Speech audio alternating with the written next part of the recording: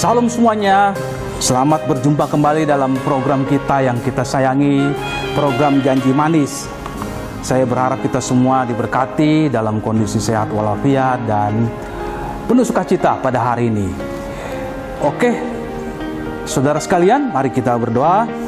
Tuhan Yesus, kami mau merenungkan bagian firman Tuhan. Kiranya Tuhan memberkati kami, memimpin kami, sehingga firman Tuhan ini menjadi berkat bagi kami sekalian, baik bagi hamba-Mu yang menyampaikan maupun bagi pemirsa yang menonton atau mendengarkannya.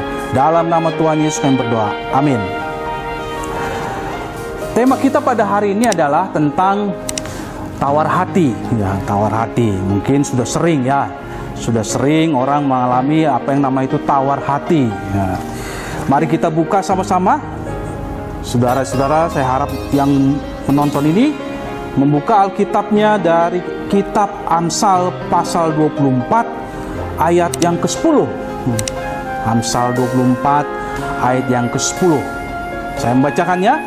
Silakan menyimak di Alkitab masing-masing.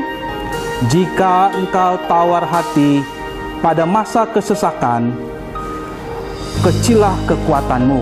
Ya, jika engkau tawar hati pada masa kesesakan, kecillah kekuatanmu. Amsal ini berbicara tentang suasana hati ketika kita mengalami suatu kesesakan. Berarti kesesakan itu berkaitan dengan masalah yang kita hadapi. Ya, sebagai contoh adalah ketika bangsa Israel mengalami tawar hati sehingga tidak punya keberanian melawan bangsa Filistin yang waktu itu diwakili oleh manusia raksasa Goliat. Tentara Israel tidak ada yang berani maju pada masa itu. Ketakutan, bahkan belum bertarung pun sudah takut. Lalu Goliat mengejek-ngejek bangsa Israel, menghina Allahnya bangsa Israel. Tapi yang kita bisa pelajari di situ adalah ada satu sosok pribadi yang berani, yaitu Daud. Bayangkan Daud waktu itu masih remaja yang mungkin ukurannya ya pemuda atau remaja, belum menjadi tentara lagi, belum pernah berperang. Tapi dia mempunyai keberanian dan tidak tawar hati ketika dia membawa nama Tuhan. Daud berani. Lalu dalam cerita ini ya, pasti kita sudah semua pernah dengar ya dalam cerita sekolah minggu. Lalu Daud mengambil alih-alih dan melemparnya kepada si Goliat. Lalu Goliat mati. Dan bangsa Israel mengalami sorak-sorai sukacita kemenangan karena satu anak pemuda atau remaja pada masa itu yang bernama Daud, karena dia tidak tawar hati menghadapi Goliat yang dalam catatan pada waktu itu adalah tidak mungkin bisa dikalahkan. Tapi yang perlu kita lihat, Daud mempunyai hati, mempunyai iman kepada Tuhan yang menolong dia sehingga dia tidak tawar hati. Kitab Amsal sini katakan, jika engkau tawar hati pada masa kesesakan, kecillah kekuatanmu. Kata tawar hati, saya buat catatan ya. Di sini dalam bahasa Ibrani-nya yaitu rafal. Rafal di sini dalam konteks tensi hitfile perfect. Wah, di sini. Kalau kita lihat di sini dalam verba hitfile di sini adalah refleksif yang menandakan suatu keadaan yang melanda seseorang secara aktif, dan subjek orang itu di dalamnya secara intensif mengalami, bukan satu kali, mengalami terus-menerus. Dia mengalami yang namanya tawar hati. Dalam konteks ini tawar hati membiarkan jadi lesu, malas-malasan, semangatnya hilang, lalu hilang juga keberaniannya. Memang tawar hati sini berkaitan juga tidak punya semangat lagi, tidak punya kemauan lagi, hilang lagi keberaniannya, kecewa dia dengan keadaan, putus asa, tawar hati. Seperti itu. Ya. Jadi kondisi ini dalam teks ini, sikap hati yang merasa sudah jemu, lelah dengan persoalan yang dihadapi. Pada waktu kapan menghadapi tawar hati? Pada masa kesesakan di sini. Kesesakan dalam konteks ini masa kesusahan. Ya, dalam bahasa lainnya itu saurau, kesesakan itu, kesukaran yang terdesak hidupnya. Tidak bisa lagi berpikir secara jernih, berpikir secara tenang, berpikir dengan imannya untuk menghadapi kesesakan itu sendiri. Ya. Jadi kita lihat di sini, kondisi tawar hati disertai perkataan putus asa membuat kita semakin down, ya, under pressure, di bawah tekanan, menjadi down dan down terus menerus, sehingga kita seperti tidak bisa berbuat apa-apa lagi. Seperti itu. Ya, banyak tokoh-tokoh hebat di dunia, pengusaha yang berhasil, hamba Tuhan yang berhasil, dia berhasil bukan karena dia putus asa atau tawar hati, ya, tapi dia mempunyai semangat yang juang, yang tinggi. Seperti itu. Saudara-saudara pernah nonton film Silence? Kalau pernah nggak salah, film Silence itu yang dua misionaris yang di Jepang itu. Saya senang nonton film itu. Kenapa? Dua misionaris itu akhirnya karena merasa disiksa, ditolak, dikejar-kejar terus misionaris itu, lalu menjadi tawar hati terhadap Tuhan, terhadap misi. Bahkan salah satunya malah tidak mau jadi misionaris dan meninggalkan Tuhan karena dia mengalami tawar hati. Seperti itu. Itu bisa terjadi pada kita, ya. Saudara mungkin bukan seorang yang hamba Tuhan, tapi kondisi yang sulit ini membuat kita harus mempunyai daya juang yang tinggi, semangat yang tinggi, karena kita punya iman. Nah, itu dia. Ada iman kita bahwa Tuhan beserta kita, membuat kita berhasil. Apapun masalah saudara, ya kan?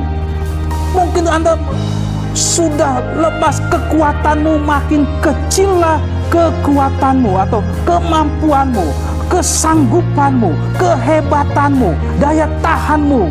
Nah, dalam teks lain dikatakan koats itu. Kamu daya tahanmu, daya juangmu menjadi kacau, menjadi kecil karena tidak mampu menghadapi kesesakan atau kesulitan dihadapi. Ya, saya ingat Thomas Alva Edison. Dia menemukan bola lampu, tapi dalam penelitian dia dia ribuan kali mengadakan penelitian, dan dikatakan, ada yang mengatakan kegagalan adalah suatu keberhasilan yang tertunda. Yang penting jangan tawar hati. Seperti itu. Ya, kecil nanti kekuatan Anda. Semakin Anda tawar hati, Anda makin hilang daya semangat, daya juang Anda. Alkitab sudah mengatakan, kalau kamu tawar hati, kecillah kekuatan. Godaan kita kalau sudah tawar hati membuat kita menjadi kehilangan semangat, kehilangan iman kita, kehilangan kepercayaan kita, kehilangan kepintaran kita pun jadi hilang, kehilangan daya juang kita. Mari kita belajar, ya. Memang saya nggak banyak di sini bicara karena posisi ini, kalau kita menghadapi kesesakan, pilihan itu pada saudara sendiri. Mau menjadi tawar hati atau mau berjuang, pilihan itu pada saudara sendiri. Ya, keberhasilan saudara pada diri saudara sendiri. Jangan salahkan orang, jangan salahkan lingkungan atau keadaan. Mungkin sekarang kondisi makin sulit, usaha menurun karena situasi sekarang. Lalu mungkin saudara mengalami kesulitan juga dalam menghadapi ujian. Anak-anak muda, remaja, atau yang menghadapi perkuliahan, mau masuk universitas atau menghadapi ujian, mau masuk pekerjaan. Anda menjadi tawar hati, Anda akan kalah sebelum berjuang. Ingatlah, Tuhan memberi kekuatan, memberi hikmat kekuatan itu kepada saudara dalam konteks di mana saudara harus siap menghadapi kesulitan atau kesesakan yang saudara alami. Belajar dari orang Israel tadi, belajar dari Daud. Dia berhasil karena dia punya keyakinan imannya kepada Tuhan. Ya, mari kita melihat kunci keberhasilan kita dalam iman kita, dalam segala usaha kita adalah tidak tawar hati. terus berjuang. Pengalaman bersama Tuhan tanpa alasan juga, keberanian itu sendiri harus dijalankan oleh kita dengan sama Tuhan. Saudara sekalian, mari kita merenungkan bagian firman Tuhan ini. Pilihan, sekali lagi katakan, pilihan itu tergantung kepada saudara. Mau berjuang atau menjadi tawar hati dan menjadi gagal dalam hidup saudara, ada pada diri saudara sendiri. Tuhan Yesus memberkati. Mari kita berdoa. Tuhan Yesus, terima kasih untuk perenungan hari ini. Kami belajar untuk memahami kesesakan apapun persoalan kami hadapi, tetaplah kami belajar untuk tetap percaya dan tidak mudah tawar hati menghadapi segala persoalan kami.